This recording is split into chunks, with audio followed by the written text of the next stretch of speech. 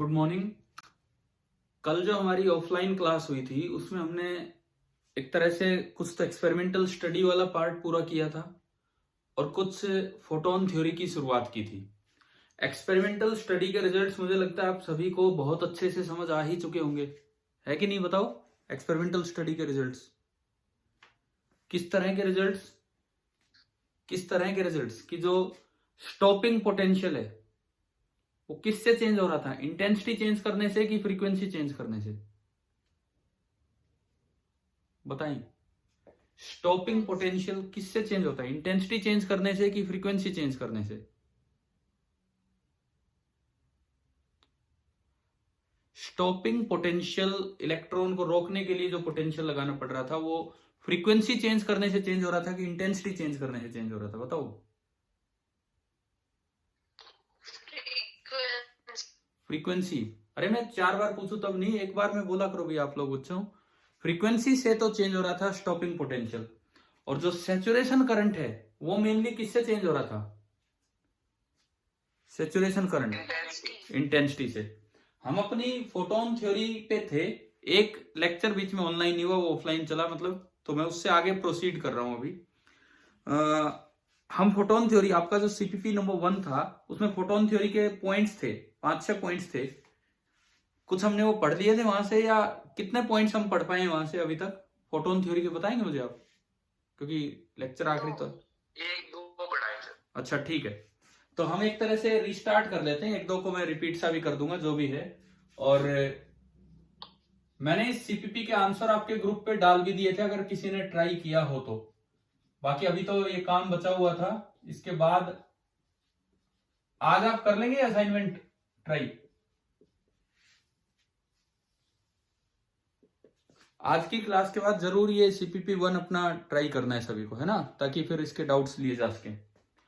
तो photon theory of light, इसमें जो पहला पॉइंट था वो ये था कि हमने पढ़ा था कि मैक्स प्लैंक ने इसकी पैकेट की एनर्जी के बारे में बताया था, E बराबर एच न्यू।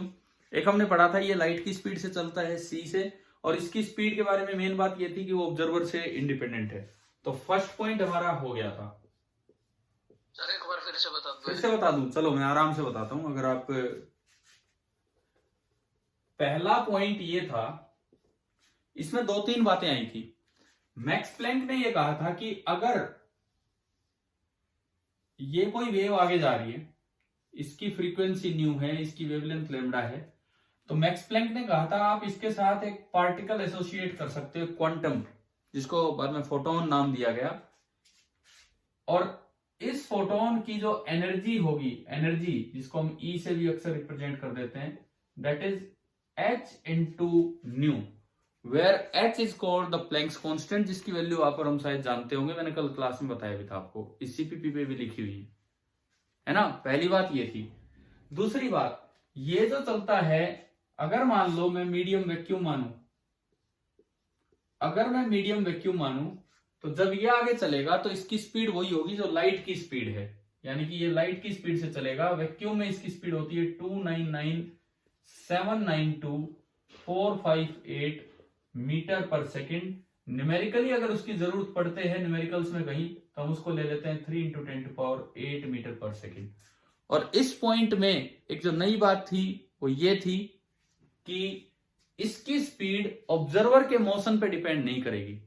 चाहे ऑब्जर्वर रेस्ट पे रह के देखे तब भी स्पीड इतनी नजर आएगी, चाहे आप सी स्पीड से भाग लो तब भी आपको फोटोन सी से नजर आएगा जाता हुआ, और चाहे आप उल्टी डायरेक्शन में सी से आ जाओ तब भी इतने। यानी कि this thing is independent of observer, this thing is independent of observer. बताओ, पहला पॉइंट क्लियर हुआ कि नहीं? फर्स्ट पॉइंट, हाँ जी बोलिए। Yes sir. ठीक है, अब ठीक है। अब मैं चलता हूं सेकंड पॉइंट पे, बी पार्ट। यहां पे आप लोग अपने सीपीपी साथ लेके बैठे हैं कि नहीं अभी क्लास के लिए? है सर। हाँ, वो निकाल के रखो और उसके पेज नंबर 2 पे आप लोग देखते चले। बी पार्ट, मैं एक बार आपकी अटेंडेंस पे नजर डालता हूं, उसके बाद आगे बढ़ते हैं। फिलहाल एक सेकंड, पार्टिसिपेंट्स फिलहाल दिख रहे हैं 19, और जिसमें से 2 मेरे हटा दो आप, यानी कि 17 आप लोग स्टूडेंट जुड़े हो। एक बच्ची ऑफलाइन अटेंड कर लेती है 18। कितने हैं हमारे? 21 है हमारी क्लास में। हाँ भाई, अटेंडिंग स्टूडेंट्स कितने हैं? यस सर, 21 है ना, तो 3 और कम रह गए हैं अभी। तो हमारी जो प्रेजेंस टोटल हुई है 18 हुई है। एक बच्ची तो ये अटेंड कर लेती है, 3 बच्चे अभी और रह गए। चलो कोई नहीं, हम कंटिन्यू करते हैं आगे।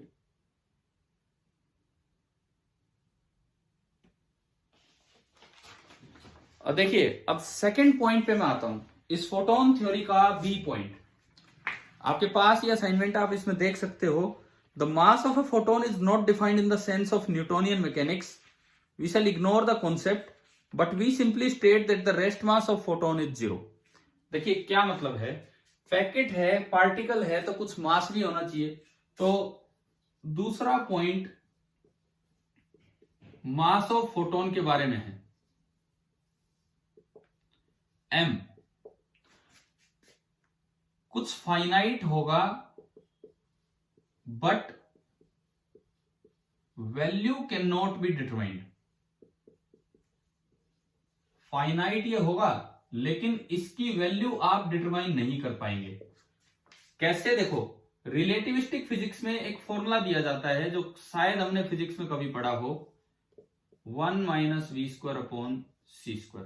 ये फॉर्मूला क्या कहता है कि अगर m0 मैंने कहा कि रेस्ट मास है, पार्टिकल रेस्ट पे है तब उसका मास, और m है मास जब वो कितनी स्पीड से जा रहा था, v स्पीड से, while मूविंग विद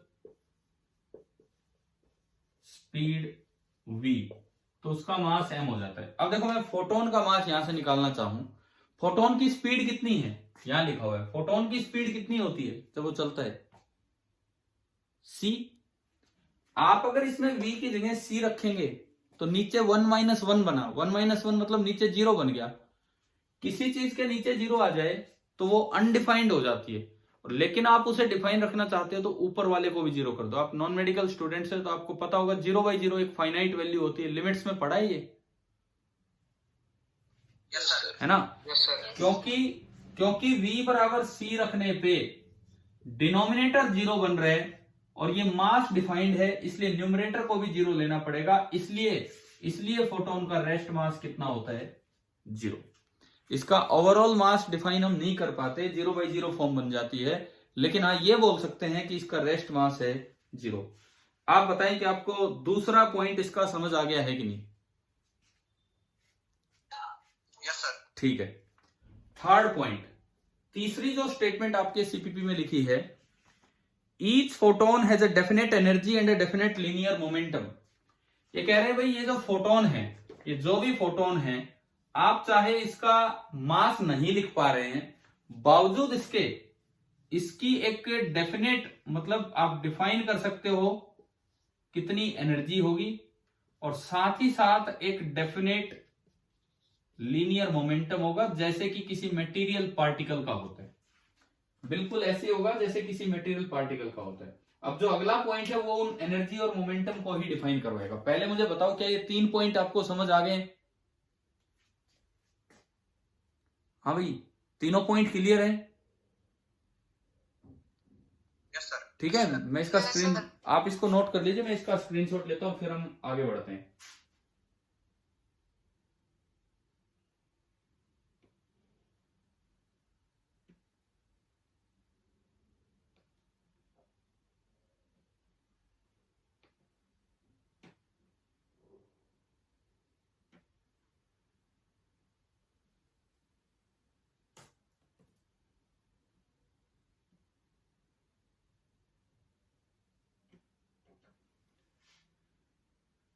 ठीक है, हम नेक्स्ट पॉइंट पे चलते हैं अभी।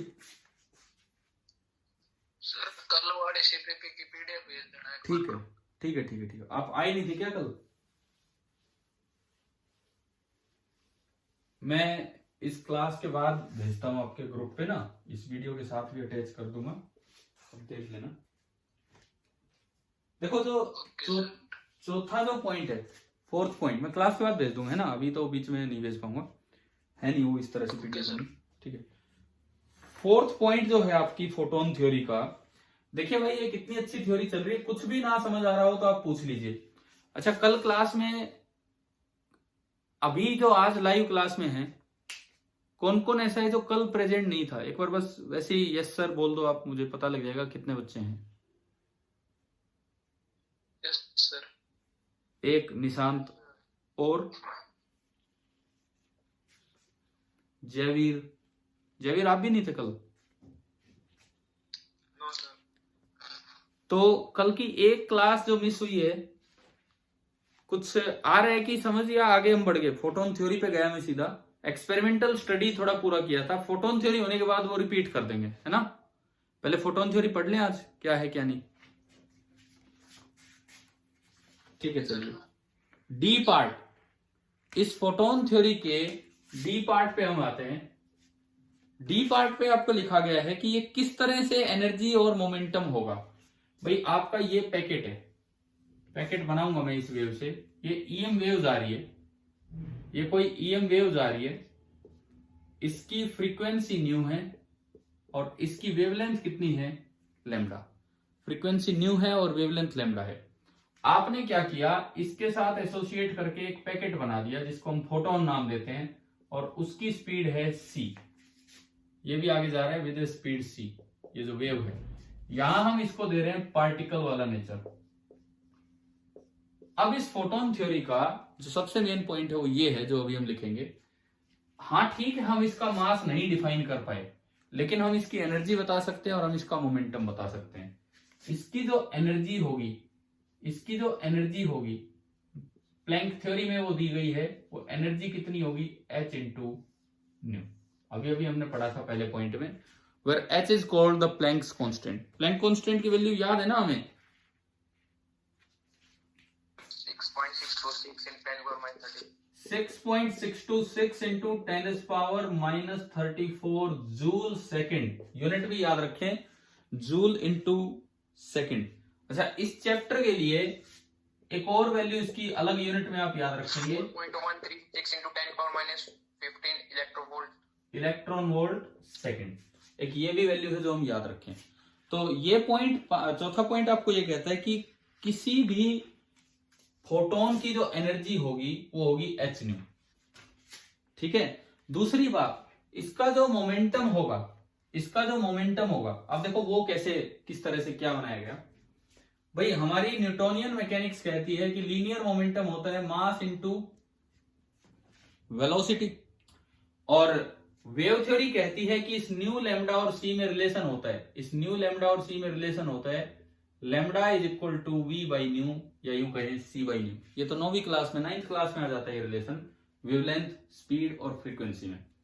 अब देखो मोमेंटम होता है मास इनटू वेलोसिटी, लेकिन मास तो हम डिफाइन ही नहीं कर पाए इसका, 0/0 फॉर्म आ गई थी तो हम लिख नहीं पाए ढंग से कि क्या होगा क्या नहीं। उस मास को आइंस्टीन ने बताया कि इस तरह निकालो। आइंस्टीन के अकॉर्डिंग कोई भी एनर्जी E बराबर हुआ करती है mc²। किसी बॉडी का अगर मास m है तो उसके पास जो एनर्जी है वो होती है mc²। ये रिलेशन तो बहुत फेमस रिलेशन है, पढ़ा होगा ना हमने, E बराबर mc², यस सर। है ना। और एनर्जी वहां से देखा प्लैंक वाली थ्योरी से, तो ये कितनी है? h new. तो यहां से आपने क्या किया, फोटोन का इक्विवेलेंट मास निकाल लिया, फोटोन का इक्विवेलेंट मास निकाल लिया, और ये कितना आ गया? h new by c²। Photon का इक्विवेलेंट मास आ गया h new by c²। Clear ना भाई? ठीक है, अब इसकी जो स्पीड है वो c है, तो अगर मैं लीनियर मोमेंटम लिखूं तो m इक्विवेलेंट और इंटू c, m इक्विवेलेंट होगा h न्यू बाई c² और इंटू c, एक c से एक c गया, तो ये आपका होगा h into new by c। अच्छा, c बाई न्यू क्या है? वेव की वेवलेंथ, तो न्यू बाई c क्या होगा? New by c, 1 by lambda। हाँ, तो आपका p निकल के आया h बाई लैम्डा। तो ये एक बड़ा इंपॉर्टेंट सा पॉइंट था, जिसमें एक तो पैकेट यानी कि फोटोन की एनर्जी के बारे में बताया गया h इंटू न्यू, एक इस पैकेट के मोमेंटम के बारे में बताया गया h बाई लैम्डा। अब ये बोला गया चाहे आप मास डिफाइन नहीं कर पा रहे हो फिर भी आप इसकी एनर्जी लिख पा रहे हो, आप इसका मोमेंटम लिख पा रहे हो। एक बार बताएं क्या ये पॉइंट समझ आ गया है? Yes sir. अच्छा, एक और चीज, मान लो एक कोई लाइट जा रही है, लाइट ऑफ गिवन वेवलेंथ। देखो मैं आप बच्चों से कह रहा हूं जो कल नहीं आ पाए थे ऑफलाइन क्लास में, मेनली एक्सपेरिमेंटल स्टडी हमने कवर की थी जो इसमें रिकॉर्डेड नहीं है, इसे आप लाइव अटेंड नहीं कर पाए, तो मैं वो क्लास बाद में ले लूंगा। पहले हम फोटोन थ्योरी वगैरह करते हैं, वो उस पर फोटोन थ्योरी के बाद इससे एक्सप्लेन करते हुए पूरी एक्सपेरिमेंटल स्टडी हो जाएगी दोबारा। अभी इस पर ध्यान दो आज की क्लास में। मान लो एक लाइट है गिवन वेवलेंथ लैम्डा की, कुछ भी उसकी वेवलेंथ दे दी। अब उसमें भगवान जाने कितने ही पैकेट जा रहे हैं, कितने ही फोटोन जा रहे हैं, लेकिन एक बात श्योर है, सारे फोटोन्स का लीनियर मोमेंटम सेम होगा। अगर इसकी वेवलेंथ आपको गिवन है तो हर एक फोटोन, ऐसा नहीं होगा कि कोई इतने का कोई इतने का, हर एक फोटोन का लीनियर मोमेंटम कितना होगा, h बाई लैम्डा। दूसरी बात, हर एक फोटोन की एनर्जी भी सेम होगी। एनर्जी का फॉर्मूला हमने पढ़ा h न्यू। अच्छा, न्यू को यहां से मैं क्या लिख सकता हूं, c बाई लैम्डा। तो आप एनर्जी को ये भी लिख सकते हैं hc बाई लैम्डा। तो इसी पॉइंट में ये भी बताया गया कि एक लाइट के सारे फोटोन्स का मोमेंटम भी सेम है और सारे फोटोन्स की एनर्जी भी सेम है। ये आपके डी पॉइंट में इस सीपीपी में लास्ट में लिखा हुआ है कि thus all the photons of light of a particular wavelength lambda have the same energy E बराबर hc by lambda and same momentum p बराबर h by lambda। भाई जो बच्चे कल प्रेजेंट थे ऑफलाइन में उनके पास तो होगा ना ये सीपीपी अभी जो मैं पढ़ रहा हूं तब। हाँ, तो उसमें से पढ़ते रहो। चलिए कुछ नोट करने कीजिए, मैं इसका स्क्रीनशॉट लेता हूं, फिर अगले पॉइंट पे हम चलेंगे इसके बाद। ये आप नोट कर लीजिए पहले।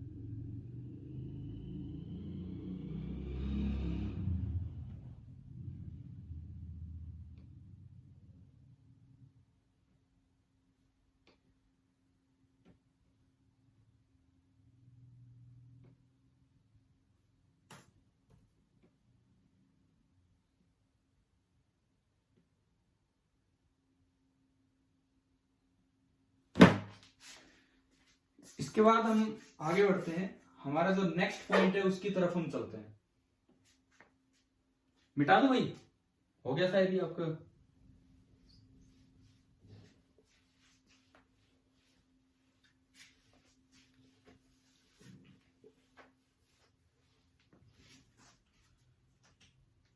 पांचवा जो पॉइंट है इस थ्योरी का, फिफ्थ पॉइंट कहता है A photon may collide with a material particle। ऐसा हो सकता है कि ये फोटोन एक मटेरियल की तरह दूसरे मटेरियल से टक्कर मारे। जैसे एक बॉल आपने दूसरी बॉल के फेंक के मारी, इस तरह से फोटोन भी, लाइट भी टक्कर मारती है, बिल्कुल ऐसे ही। The total energy and total momentum remain conserved in such a collision. The photon, चलो मैं आपको बोर्ड पे बना के फिर दिखाता हूं कि क्या है ये क्या नहीं है, क्योंकि वैसे तो पॉइंट्स तो यहां लिखे ही हुए हैं सारे के सारे। देखिए, सपोज ये कोई इलेक्ट्रॉन है और अभी ये रेस्ट पे है। रेस्ट पे जब ये है तो इसका जो रेस्ट मास है वो रेस्ट मास हमने कहा m0 है। रेस्ट पे जब ये है तो इसका रेस्ट मास है m0। यहां से कोई वेव आ रही है जिसकी वेवलेंथ है लैम्डा, या यूं कहें ये पैकेट चल के आ रहा है, वेवलेंथ लैम्डा है और फ्रीक्वेंसी न्यू है। एक पैकेट, एक फोटोन चल के आ रहा है इसके टक्कर लगाने, इसका और इसका कोलिजन होता है। तो ये दूसरे पार्टिकल के साथ एक पार्टिकल की तरह टकरा जाता है। मतलब टक्कर के बाद हो सकता है कोई कहीं चला जाए, कोई कहीं चला जाए। क्या ऐसा होता है, कैरम बोर्ड आप खेलते हैं, उसमें स्ट्राइकर से एक गोटी को लगाते हैं तो एक इधर चला गया एक इधर, ऑब्लिक कोलिजन देखा है नहीं हमने? Yes sir. है ना? तो मैंने माना कि बाद में इस लाइन के साथ सपोज थीटा एंगल पे तो इलेक्ट्रॉन चला गया और फाई एंगल पे फोटोन चला गया। अब ये जो था, ये तो था आपका इंसिडेंट फोटोन, ये तो था आपका इंसिडेंट फोटोन। इधर जो बनेगी वेव और उसका जो पैकेट बनेगा, ये इसे हम कह दिया करते हैं स्कैटर्ड फोटोन। ये जो है ये आपका है स्कैटर्ड फोटोन और इस साइड निकल गया है इलेक्ट्रॉन। क्या एक कोलिजन आपको समझ आ रहा है क्या मैंने बनाया है यहां पे? ठीक है, इस इलेक्ट्रॉन की मैंने स्पीड मान ली कुछ भी v आ गई है, इस तरह का कुछ कोलिजन हुआ। तो अब ये जो पॉइंट है आपको कहता है, पांचवा पॉइंट, अ फोटोन में कोलाइड, एक फोटोन टक्कर लगा सकता है किसके साथ? With a material particle. यहां मटेरियल पार्टिकल के रूप में मैंने क्या लिया है? Electron. The total energy and total momentum remains conserved in such a collision. मैं आपको वो बना के दिखाता हूं। तो अगर आप एनर्जी कंजर्वेशन लगाएं, एनर्जी कंजर्वेशन आप लगाएं तो क्या इक्वेशन बनेगी बताओ? इस एक फोटोन की एनर्जी फिलहाल कितनी है? फिलहाल यहां से देख के एच न्यू, बिल्कुल सही। इसकी एनर्जी है एच न्यू। अच्छा, इलेक्ट्रॉन रेस्ट पे रखा है, लेकिन आइंस्टाइन थ्योरी के अकॉर्डिंग अगर उसका मास एम नॉट है तो जो उसकी एनर्जी होती है वो कितनी बोली जाती है? M not into c square. Total energy की हम बात कर रहे हैं, ठीक है। बराबर बाद में मैं कह रहा हूं इसकी वेवलेंथ लैम्डा डैश होगी है और इसकी फ्रीक्वेंसी न्यू डैश होगी है, कुछ भी चेंज हो जाएगी है। तो आप बताओ बाद में फोटोन की एनर्जी कितनी है? H new dash. हाँ बिल्कुल सही, एच इंटू न्यू डैश। और बाद में जो इलेक्ट्रॉन की एनर्जी होगी ना, अब ये थोड़े अलग फॉर्मूले चले जाते हैं। यहां उसका जो मास है, अब वो चलने लगा है v स्पीड से, तो इसका मास m हो गया है और m का फॉर्मूला होता है m not upon under root 1 minus v square upon c square. और अकॉर्डिंग टू आइंस्टीन, अब जो उसकी टोटल एनर्जी, आपको अलग से काइनेटिक लिखने की जरूरत नहीं है, उसकी जो टोटल एनर्जी है वो कितनी हो जाती है? mc square. तो आप बताओ एनर्जी कंजर्वेशन भी वैलिड है क्या? ये समझ आया कैसे इक्वेशन बनती है? Yes sir. mc स्क्वायर है तो सर c कैसे आया यहां पर? ना ये जो फॉर्मूला है ये रिलेटिविस्टिक फिजिक्स का गया। अब मैं आपको बताता हूं, हम जो कहते हैं ना कि kinetic energy half m v square, that is just a part of total energy.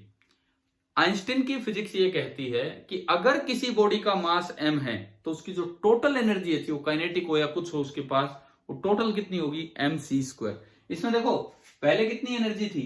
जब ये रेस्ट पे था तो कितनी एनर्जी थी? कितनी थी? M not c square. अब कुछ एनर्जी बढ़ी है तो मतलब वो उसमें काइनेटिक आ गई होगी। हम वो हाफ एम वी स्क्वायर वाला, वो तो क्लासिकल फिजिक्स का फॉर्मूला है, वो नहीं लगाना है। तो टोटल एनर्जी का ये फॉर्मूला होता है एम सी स्क्वायर। अगर आप उसका मास m जानते हो तो आइंस्टीन की रिलेटिविस्टिक थ्योरी से ये फॉर्मूला आता है, डायरेक्ट हम यूज कर रहे हैं एम सी स्क्वायर। हाँ जी भाई, जिन्होंने पूछा था कुछ समझ आ रहा है जो मैं बता रहा हूं? बताओ, अगर नहीं आया तो मैं दोबारा समझाऊंगा। ठीक है ठीक है ठीक है। एनर्जी कंजर्वेशन यहां लग गया। अब मोमेंटम कंजर्वेशन भी यहां वैलिड है। मोमेंटम कंजर्वेशन लगाने के लिए आपको ना एक्सिस मानने पड़ते हैं। मोमेंटम एक वेक्टर क्वांटिटी है। Let this be the X axis and let this be the Y axis. बताओ बिफोर कोलिजन, यहां तक तो बिफोर कोलिजन है और यहां आफ्टर द कोलिजन है। बिफोर कोलिजन इसका मोमेंटम कितना है अलोंग एक्स एक्सिस? मैं दो इक्वेशन बनाऊंगा, एक बार अलोंग एक्स एक्सिस एंड एक बार अलोंग वाई एक्सिस। हाँ भाई, एक पैकेट का मोमेंटम, एक फोटोन का मोमेंटम क्या हुआ करता है? क्या फॉर्मूला पढ़ा हमने? h by lambda. तो आपने यहां लगाया, बताओ अलोंग एक्स एक्सिस ही जा रहे हैं तो इसका और वेवलेंथ भी लैम्डा है, तो इसका मोमेंटम तो हो गया h बाई लैम्डा, और इलेक्ट्रॉन रेस्ट पे है तो उसका मोमेंटम, रेस्ट वाले का मोमेंटम जीरो। आप बोला करो, बेझिझक बोला करो यार, बराबर। बाद में देखो ये पैकेट तो उधर गया, तो एक्स के अलोंग कितना कंपोनेंट होगा, कोस फाई या साइन फाई? कोस फाई आएगा। हाँ, तो बताओ पूरा मोमेंटम बताओ, क्या लिखूं मैं? h by lambda dash cos phi plus, मान लीजिए इलेक्ट्रॉन का मोमेंटम p हो गया है, सपोज p वो m इंटू वी होगा, मैं उसको p लिख रहा हूं। p का कंपोनेंट आगे क्या बनेगा, p sine theta. p is the momentum of electron. एक बार बताएं मुझे, ये इक्वेशन आपको समझ आई कि नहीं आई? हाँ भी बोलो, क्लियर है? आवाज नहीं आ रही आपकी। आवाज नहीं आ रही, एक मिनट दोबारा मैं बताता हूं, अगर आवाज में डिस्टरबेंस रही तो। इसका पूरा मोमेंटम अलोंग एक्स एक्सिस था, ये चल ही नहीं रहा था, तो एक्स के अलोंग इसका मोमेंटम h बाई लैम्डा और अगले का जीरो।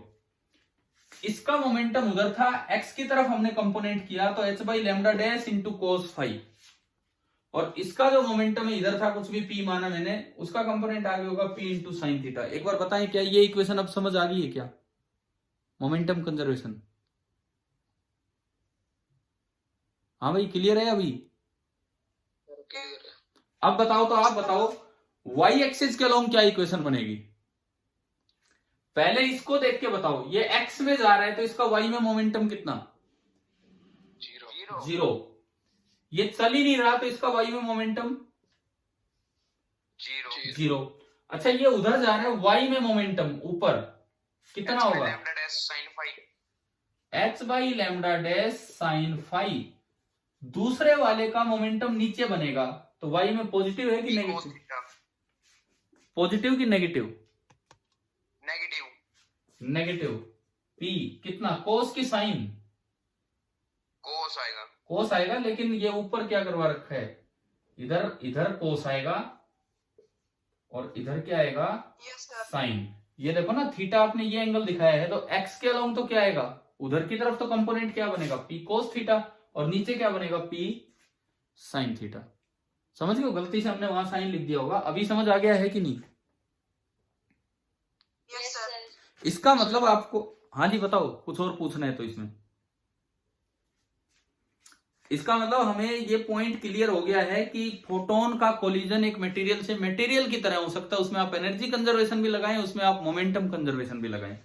हाँ, लेकिन इसने लास्ट में एक बात लिखी है, नंबर ऑफ फोटोन कंजर्व रहना कोई जरूरी नहीं है, क्योंकि फोटोन एक ऐसा पार्टिकल है जिसको मटेरियल एब्जॉर्ब भी कर लेता है, इजेक्ट भी कर देता है, तो ये सारी कंजर्वेशन वैलिड है, लेकिन नंबर ऑफ फोटोन जितने पहले आए थे उतने ही बाद में हो, ये कोई जरूरी नहीं है। हमें ये पॉइंट क्लियर हो गया, ई पार्ट? Yes sir. ठीक है, यस सर। ठीक है। अब आप एक बार बना लीजिए, मैं इसका शॉर्ट लेता हूं, फिर उसके बाद हम लास्ट पार्ट जो होगा एफ पार्ट, उस पर चलते हैं।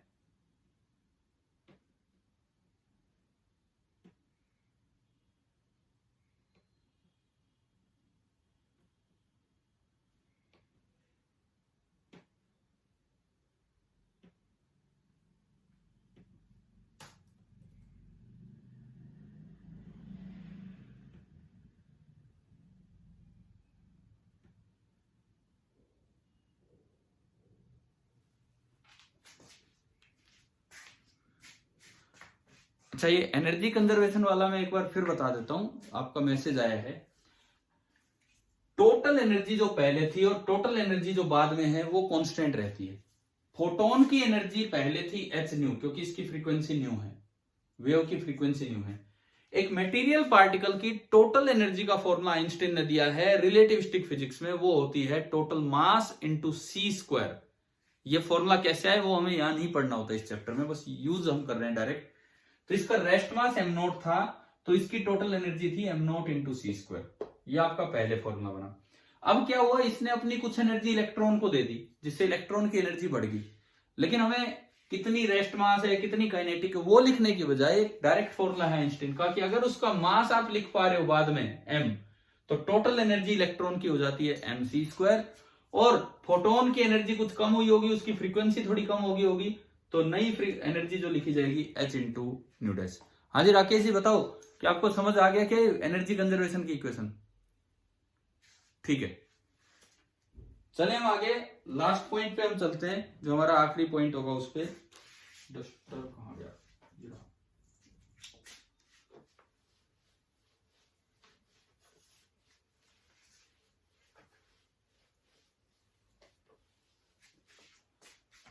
जो हमारा लास्ट पॉइंट है वो कहता है, if the intensity of light of a given wavelength is increased, अगर लाइट की इंटेंसिटी आप बढ़ा देते हैं, there is an increase in the number of photons crossing a given area in a given time, but the energy of each photon remains the same. देखो बड़ा अच्छा सा पॉइंट है, आखिरी पॉइंट, हम समझें इसे ध्यान से। मैं को टाइम देखता हूं आपकी क्लास का कितना बचा है, 6 मिनट। ठीक है 6 मिनट है, 6 मिनट में करते हैं इसको पूरा। इंटेंसिटी का मतलब हुआ करता है, इंटेंसिटी का मतलब हुआ करता है energy crossing a unit area in unit time. Intensity का मतलब हुआ करता है energy crossing a unit area in unit time. मान लो 4 पैकेट आए, 4 फोटोन आए, एक लाइट के सभी फोटोन्स की एनर्जी सेम है। मैं कहता हूं 1 सेकंड में 4 पैकेट निकले, और ये जो एरिया है ये 1 मीटर स्क्वायर है, और टाइम मैं 1 सेकंड दिखा रहा हूं। हर एक की एनर्जी थी 2 इलेक्ट्रॉन वोल्ट, 2 इलेक्ट्रॉन वोल्ट, ये भी 2 इलेक्ट्रॉन वोल्ट, और ये भी 2 इलेक्ट्रॉन वोल्ट। आप बताओ इंटेंसिटी कितनी है इस वेव की? इंटेंसिटी टोटल कितनी एनर्जी निकली है यूनिट एरिया में से यूनिट टाइम में?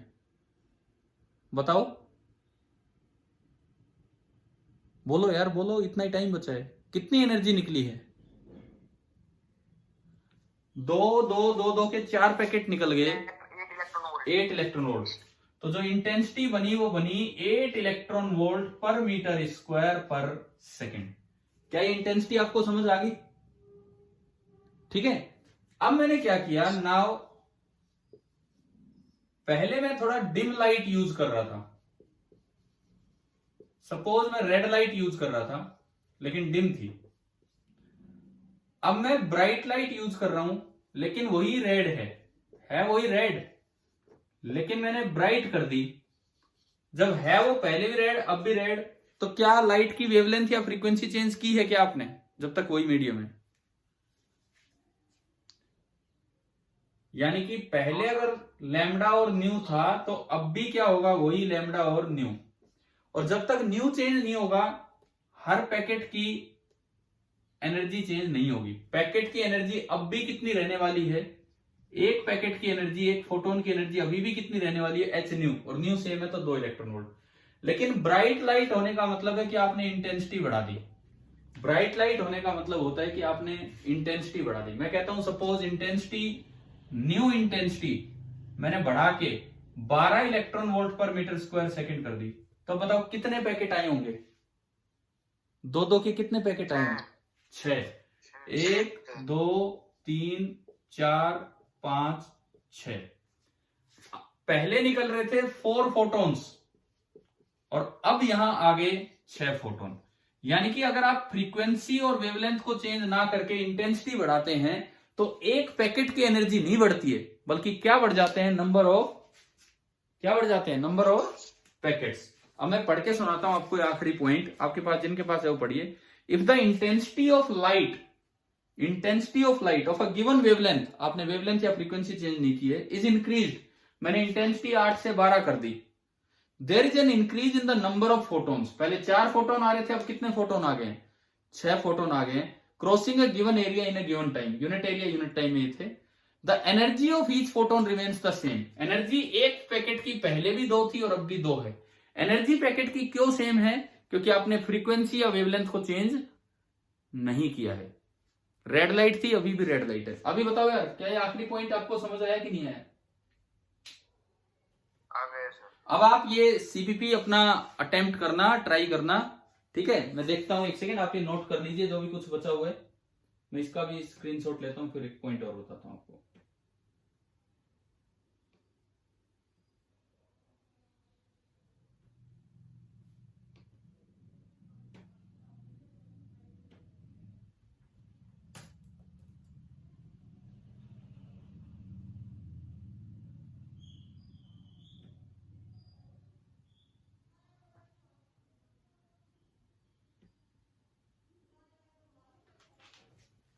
हाँ, तो क्या हमें फोटोन थ्योरी के पोस्टुलेट्स क्लियर हो गए ना अब सभी को, जितने भी पॉइंट्स थे, 5-6 पॉइंट्स? ठीक है, अब आपकी एक्सरसाइज इसी में होगी दिमाग की। ये जो ऊपर कुछ क्वेश्चन हैं इस सीपीपी में, 13 क्वेश्चन फर्स्ट पेज पे हैं और 6 क्वेश्चन सेकंड पेज पे हैं। एक बार आप उन्हें ट्राई कीजिए, अटेम्प्ट कीजिए। एक टर्म इसमें कहीं यूज होगी, थ्रेशोल्ड, वेवलेंथ, थ्रेशोल्ड, फ्रीक्वेंसी। अगर ये वर्ड्स आते हैं, थ्रेशोल्ड, वेवलेंथ, थ्रेशोल्ड, फ्रीक्वेंसी, अगली क्लास में बोर्ड पे हम लेंगे।